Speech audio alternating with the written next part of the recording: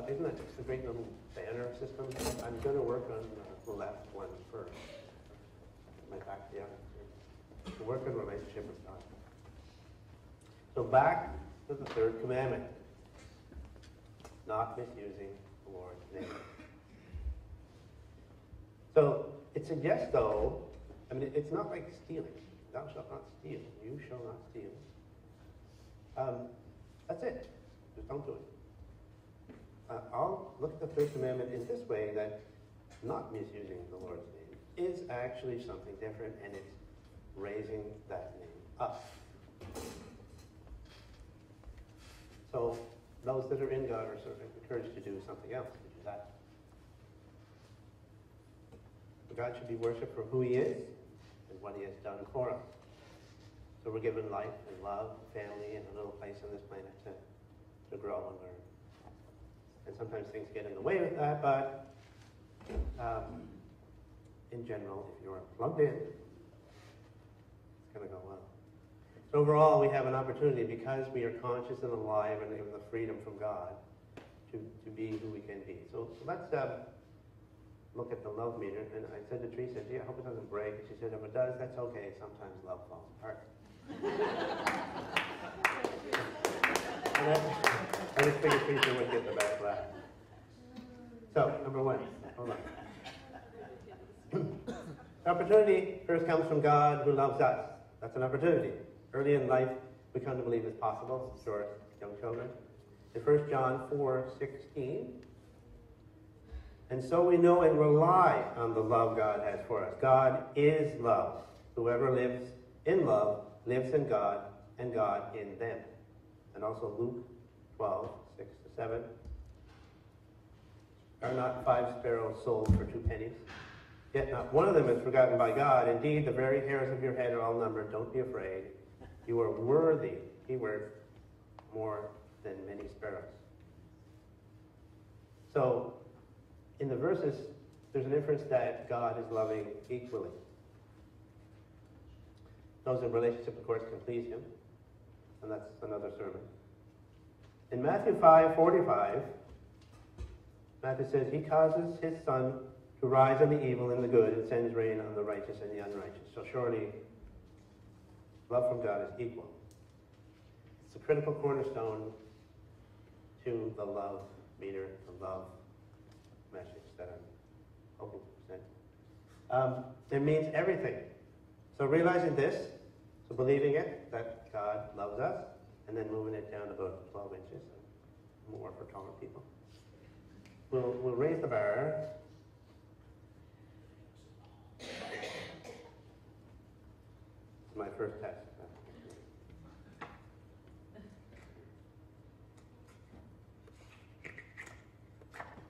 To God love, yeah. Okay. Let me see that up. The second level, love the Lord your God. So returning that love relationship, a little van away. God's looking for a genuine relationship. The other side. But he's given you the capacity to love as you will. It's free to do this. You can return the love. You can make it real. You can make the relationship valid with God. Jesus notes it as the greatest commandment when questioned on what is the greatest commandment by one of the teachers of the law. His answer was contained in Mark 12:30-31. Love the Lord your God with all your heart, and with all your soul, and with all your mind, and with all your strength. The second is this: love your neighbor as yourself. There is no commandment greater than these. So, did God, I'll propose something, did God have to offer creation? Here we are. But did he have to do it? Maybe not, we don't know. Maybe.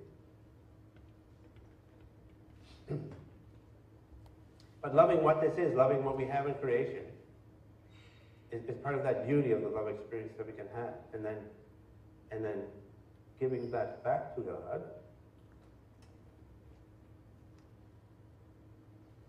loving God. I think I know how to do this now. And then we're at level 2.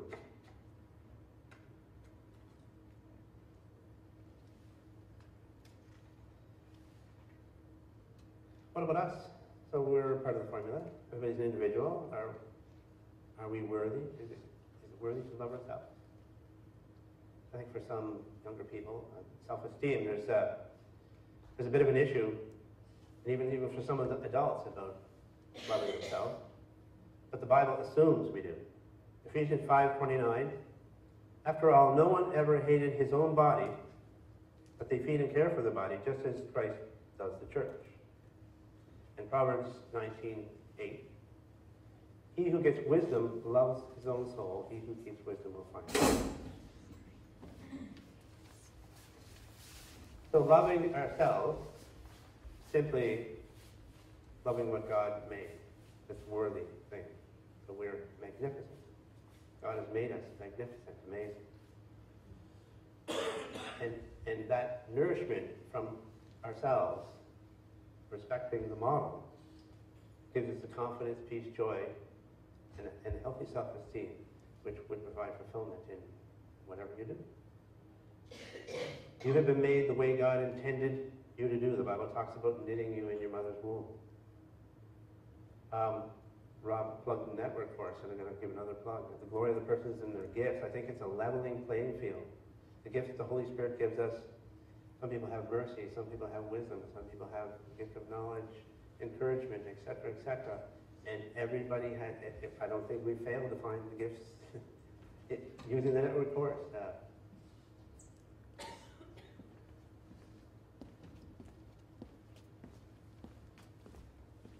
But I've always been amazed that people with great talent, somebody can play the piano well, or somebody can do math even well, or bake a cake perfectly every time. The creativity, helping, administration, intuition, it's all part of who we are, and added to a group dynamic, of course, then loving in community is a powerful thing. So if you love yourself, and you should, then you get to the third level. And notice I say love self and not self-love, which could be somewhat different.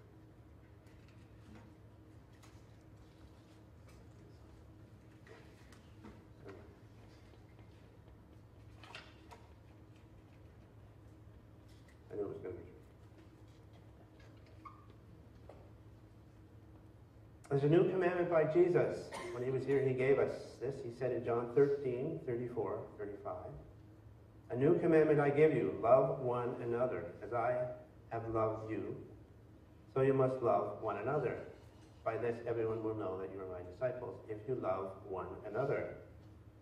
Instructions. So now I go back to the knowing and believing. You can believe that. You can somewhat know it. And if you do, then you've got a solid foundation as far as loving others. So now that we assume that we know it, let's move to the fourth level. Quicker.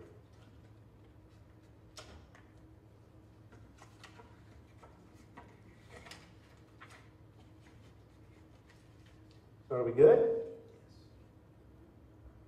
Or is knowing enough?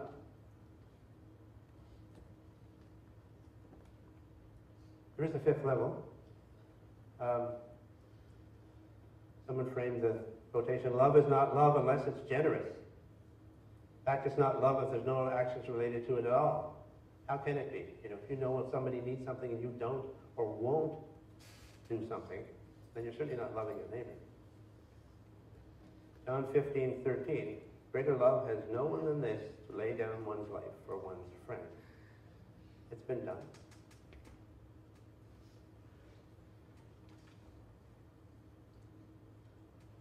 And then the verse I think we're all waiting for, 1 Corinthians 13:1. I'm going to do 7, 1 to 7.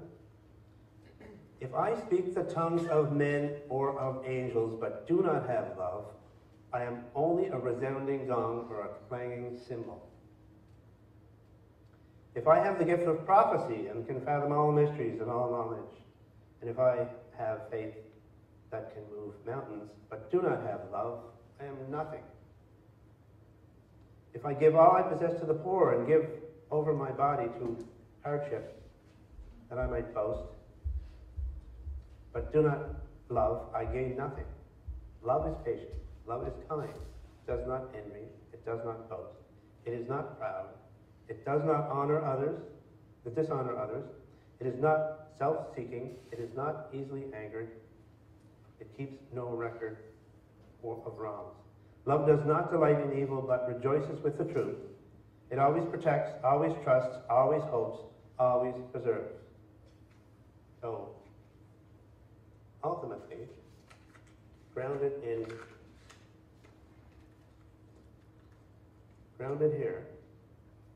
in this relationship, we're doing in love.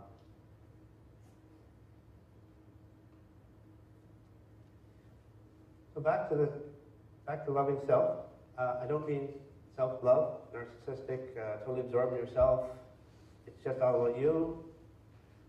Funny videos been done here a couple of times. I mean, a healthy brand of loving yourself. I had the fortunate circumstance to grow up in a family of 4. My parents are still alive. We're all still here. And it was a blessing, and I felt loved unconditionally. In that way, it was always a safe place where I was in my home. And to a certain extent, that can give you a bit of an innocence where you don't need anything else. I mean, I just went home and we had a family group.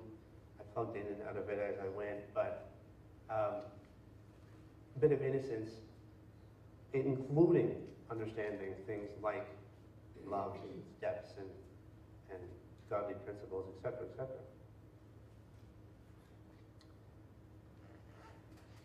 So I'm saying I had to learn what love was. And not confusing it with someone else, but really having not the information and then moving to a point where I understood it. And I had to have the right people in my life as well to help me do that. And I think several of them are here. Thank you very much.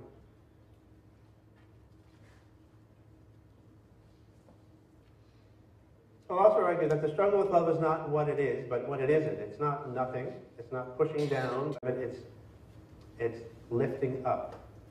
An opportunity to lift up others will help you feel the flow from God through to the love. And supporting, uplifting, encouraging, sharing, being there, giving an ear, a hug. A neighbor drives across the street and you bring something over and say, I don't need to be part, but here, just in case, you need a casserole or some spaghetti or something, just do it. I'll argue too that it's not one size fits all. It's different for everyone. My grandson makes little clay figures. He's actually pretty good. I'm sure he loves that. And I think they're amazing. Sometimes, though, we think of how long that takes, about an hour, a half hour. But how long did God take planning us? And how long did he plan this little journey? Cliff did a fantastic job, I thought, last week of talking about whether or not we deserve anything. And that probably we don't. But we are worthy because of the millennia that God took to make us who we are. In the little clay figures that my grandson makes, I mean, there's some mistakes. You can see him, but he still loves them. I'm sure he loves them. And we have flaws too. And God still loves us in the same way. Unconditionally. But how much more does God make us after all that planning and consideration, and now here we are. We're made with the freedom to fail, the freedom to love the Lord and the Father or not. And even though we have flaws, well, let's start there. Let's rely on God's love. Let's trust it. 1 Timothy 5, 1 to 2. Do not rebuke, this is my favorite verse, by the way, I love. Do not rebuke an older man harshly, that's because I'm getting older. But exhort him as if he were your father. Treat younger men as brothers, older women as mothers, and younger women as sisters with absolute purity. Purity is the key. So building that community, people around you that become as your family. lifting them up to bring them into your community. Doing that is love, well, to me. I also want to add one more verse, John 15:12. My command is this, love each other as I have loved you. So Jesus came here, he surrendered his godly existence and took on a human existence for us. He died on the cross. He made his life perfect. Certainly, he loved us in that way. Did love lose its value? So what's happened? I mean, we've become busy. We don't seem to be able to get out with friends or family. There's a competitor, too much television, the internet, other time wasters. What does that look like? Is it asking questions and waiting for answers? And now I'm talking about those things you have to do. And we like to encourage people to do things in the next week, but maybe these things might be able to latch onto one or two and take it with you forever. So sharing in the pain that someone has and making them feel not alone. We're all very alone in our heads. Praying for people, whether you're with them or not. Don't have to be. And then maybe sometimes, though, it's letting them go through a tough experience. Just being there and letting that happen. Because that growth is what they need. So, if you're living in a loving way, then those type of things will become apparent to you. As they did Jesus. Jesus knew the needs of people because of his love, connection to God. How many of us know someone deeply? How many of us, for the time to sit, have a coffee, chat, go play, go bowling, go to a movie, spend time with friends? It's great. It should be part of everybody's life. So only time. Time is the resource. Time is love's vehicle. I mentioned about walking. So I walked away from God probably up to about 2006. When Teresa and I met, neither of us were going to church. But in May of, I think it was May of 2006, April, Easter anyway, we came here. I think we were sitting back there where Brenda is. And she felt the love of God who was there. She said it was one of the tougher ones. As some know, she's quite emotional. I'm fighting it back right now. But I saw that in her and I reconnected.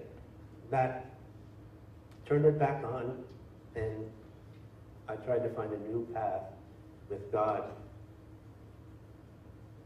Right?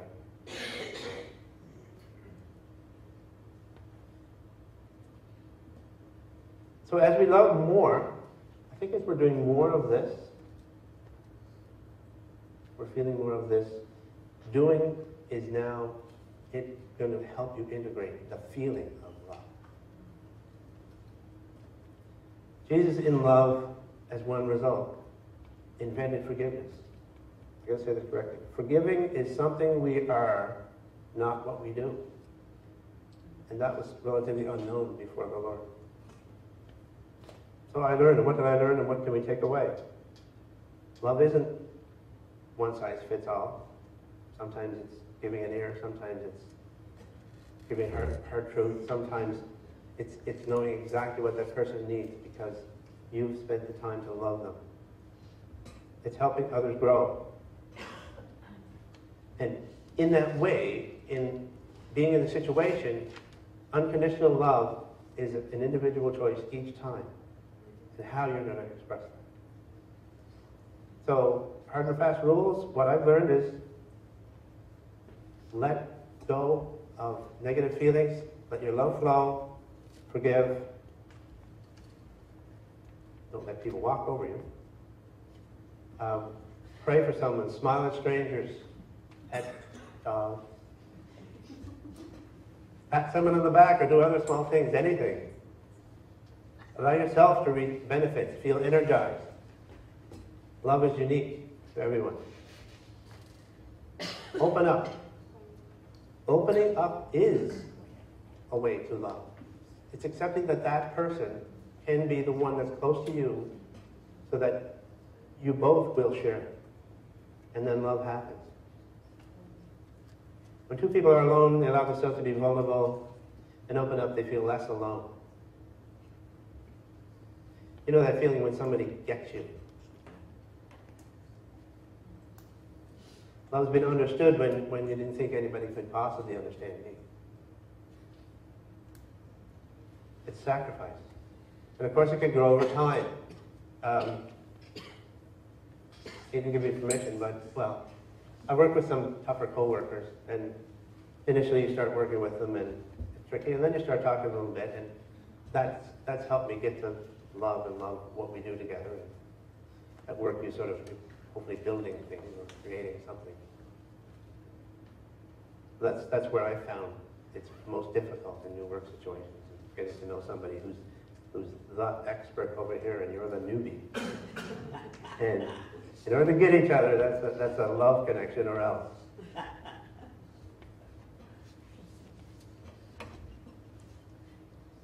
Romantic love, of course, is more elusive. Sometimes it's trickier. A tiny bit of advice, women, support those men in your lives and appreciate them. Give them a chance to be who they are. Men have patience and be there to listen. There's two of these and one of these. Amen. Personally, then, enjoy what you enjoy. If it's art or writing or making movies or coming here and working with these wonderful people. Universal love and community is both close at hand and as I mentioned before, we're living in the world, and the Honduras ministry is one of those examples where we don't generally, possibly if we haven't been there, but you have sponsored a child. That's extending your community in one example.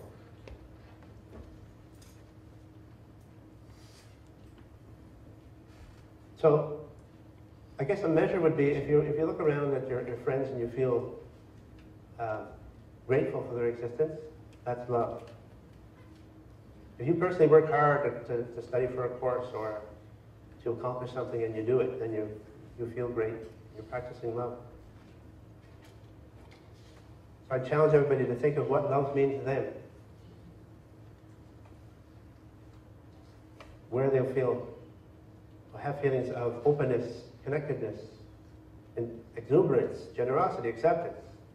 What brings out the best in you?